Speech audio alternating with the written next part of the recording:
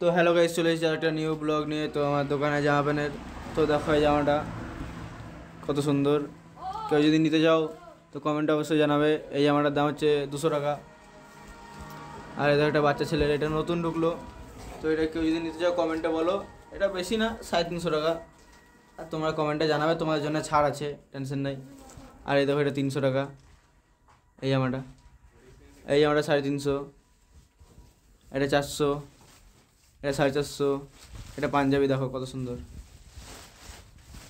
এটা 300। আরও তোমরা যা নিতে চাও সবই পাবে এখানে, টেনশন নাই। প্যান্ট দেখো, প্যান্ট তোমাদের জন্য ছাড় আছে। তোমরা শুধু কমেন্টে বলো কে কোনটা নিতে চাও, তোমাদের জন্য আমরা ছাড়ে করে দেবো।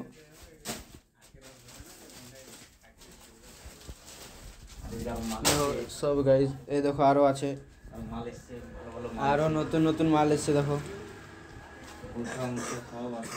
বুরখা আছে, শাড়ি আছে, তোমরা যেটা নেবে শুধু কমেন্ট করো, তোমাদের জন্য এক্সট্রা ছাড় আছে, 10% অফ দেবো। এই দেখো এগুলো 100 টাকা করে, এই সাইড 100 সেল।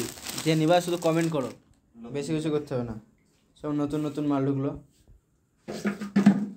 আরও আছে।